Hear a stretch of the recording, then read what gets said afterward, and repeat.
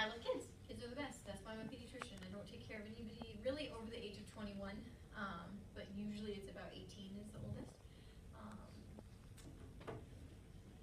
So how long did I go to school? Everybody always asks me that. So in the big scheme of things, by the time I went from kindergarten till being all the way done with my training, I was in school for 20 years, which is a lot of my lifetime because I'm only 31. So I went to Little North for 4 years. Don't boo me. Please boo me later. My husband went to Papillion though, so there's some kind of Papillion connection there. I went to UNK for a year, and then I went to UNO. I did 4 years of college. I will say that's probably on the short end because I knew what I wanted to do, so I didn't do any classes that didn't pertain to my major. So 4 to 5 years is normal for college now, especially if you go in undecided and then decide later you want to do pre-med. I went to UNMC for 4 years, and then I did my pediatric residency is what it's called, and that's just specialty training in whatever field you're going to go into. Peds is one of the shortest residencies, only 3 years. If you want to be a neurosurgeon, that's 7 years, and that's after all of your schooling. That's more hands-on, you're on the job, you're seeing patients, you're admitting people to the hospital. So that's definitely your specialty specific.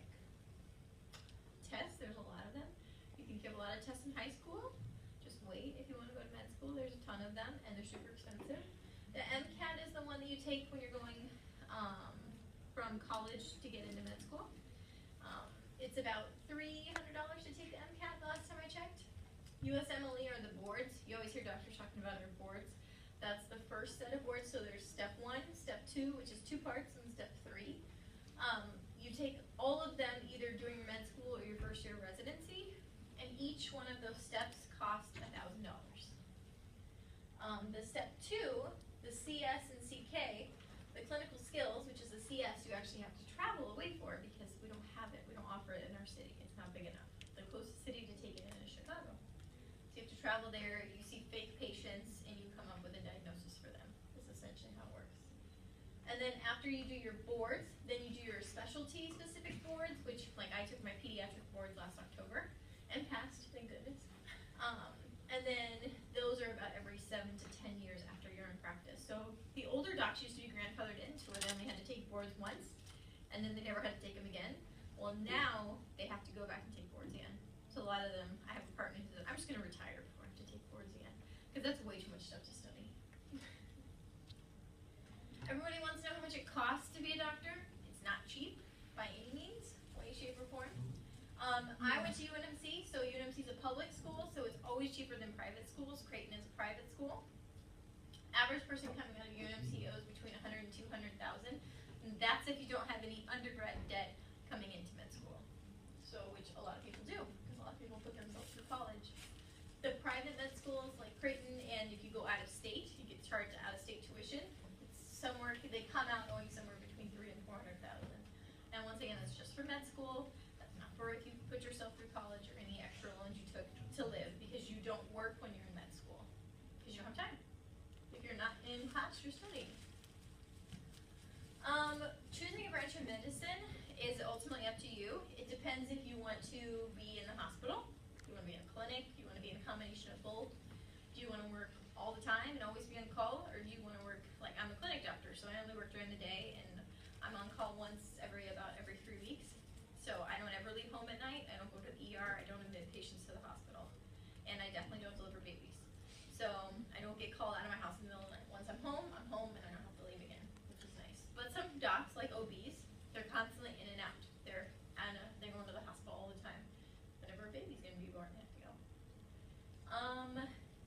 And then lifestyle. An OB lifestyle is not for me. I like it very predictable. I know I'm going to be home at this time. I have to go to work at this time. I don't want to be called and have to jet out of the house. And then salary, I would say that's lastly, and probably every doctor is going to make more than the average person. That's not a question. But some people do choose what specialty in medicine they're going to go into based off how much they make. I would say it's more the surgeons than the primary care doctors, definitely. And why I chose pediatrics, I have a very cute child right there. You cannot see her very well, but I assure you she's really cute. I love kids, not just my own, but everyone. I treat every kid how I would want someone to treat my daughter, which I think is really important. I love outpatient medicine, and I usually see newborns in the hospital before I go to work at my clinic, and that's all the hospital what I do, so I don't admit any kids. Since we have a children's hospital here, we have what are called the hospitalist doctors, and those are the doctors that just take care of kids that are in the hospital. So I don't have to admit any kids to the hospital because they do a much better job at it because they do it every day. I'm on call once every 3 weeks, and that's about to change to once every 5 weeks, which will be nice, which means I get called anytime after our clinic is closed until the morning time. But we also have a triage system that when a patient calls in, they call and talk to a nurse, an RN, and then if that RN can't answer their question, then it gets forwarded to me. So I maybe get one call during that whole week I'm on call. And then I go and see newborns in the hospital on the weekends in the morning, which rounding on the weekend usually takes me between 2 and 3 hours. So not really that bad. And then last, I'm a mommy first and a doctor second. My daughter always comes first. I love my patients, but I love my baby. So I always tell my patients that and they understand because they all have kids. So what questions do you have? Somebody has to ask the first question. That's how it works. Don't be shy. You can ask me anything. You can ask me about what I did in college. You can ask me how much money I made. I won't tell you exactly how much money I made, but I'll tell you a range. Somebody has to ask a question. Or this could be a very long hour. How much money do you make? I made between $100,000 and $200,000. Wow. So, and for your first 2 years out of residency, because you're building your practice, typically you're on a guarantee. So I get the same amount of money every month, regardless of how many patients I see. But after those first 2 years, then you based off how many patients you see. So it's a work RVU. So every patient is worth a certain conversion factor, and that's how much your salary is. So it can vary every month depending on how many patients you see. Yeah. How many patients do you see a week? So a week, usually a day, because I just started practice last August, so I'm still fairly new in practice. I think I saw 11 yesterday. Anywhere between 11 to 15 is normal, but as soon as my clinic gets full, it'll be between 20 and 25 probably a day. There are some doctors who are crazy and see up to 40 a day, but I just don't think I can provide quality care by seeing up to 40 a day. I like to be able to sit down and talk with the families. I think that's important, and definitely an important part of pediatrics is letting them know that I care about them, I hear what they're saying, and not just walking in, starting to look at the kid while trying to talk to them at the same time. So I always sit down when I go in the exam rooms. What else? Yeah. Do you work with other doctors? I do. So I work in a huge clinic. Most clinics have a couple doctors, maybe 3 to 5 doctors, but my clinic I have 12 partners. So I have some that I'm the only pediatrician, but I have some that are family medicine. I have some that are internal medicine, which just see adults. Family medicine sees everybody. And then we also have doctors that rotate in, so we always have an OB at our clinic. We have some pain medicine doctors that come in during the week. We have an urgent care that's there every day. So there's always usually anywhere between 10 and 15 doctors at my clinic on a daily basis. Now I don't work with all of them. We have our clinic is set up as a pod system, so we have 3 separate pods. So any day I probably work with 3 or 4 doctors, depending on who's there. OB isn't always there. There's 2 mornings a week when they're not there when they're all in surgery. So, but it's a huge clinic. In Omaha, in the clinic setting, that's a big clinic. And we also have, our clinic is big. So we have physical therapy, we have a lab, we have a pharmacy, and pharmacy, physical therapy, x-ray. So we have a big clinic. And we have a lot of capability, which is nice. I'm spoiled. Yeah? How do you get decide to be a clinical doctor, or like, do you kind of just get assigned there, or? You mean in the clinic? Yeah. So you basically decide what it is you want to do. So I decided I don't really like being in the hospital. I don't like admitting patients to the hospital. I like being in clinic and seeing well babies and sick babies. I don't just want to be in the hospital and just see sick kids.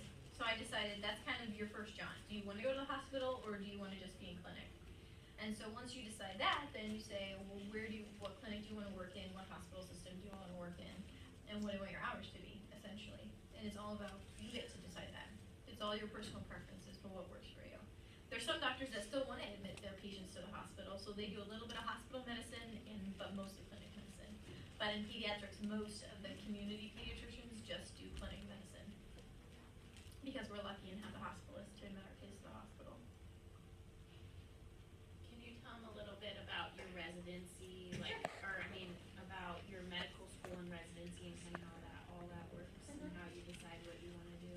So in med school, the first 2 years are basically just sitting in the classroom, just like this.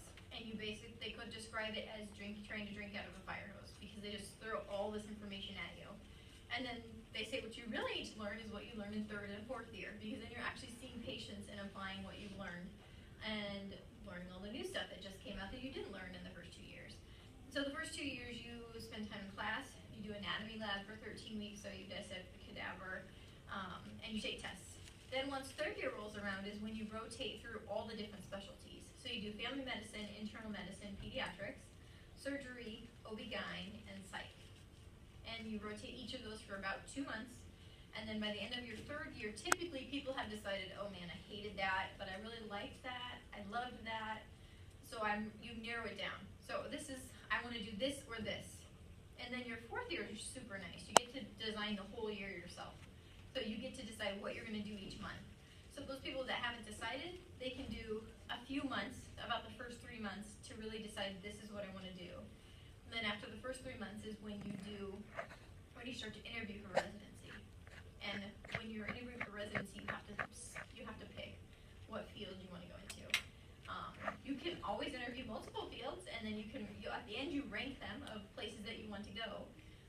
So there's some people that, I had one person that did pediatrics and dermatology because she didn't think she would get into dermatology. So she did both, and she actually did end up matching in dermatology. So she just kind of left it up. Most people, I just interviewed at pediatric programs.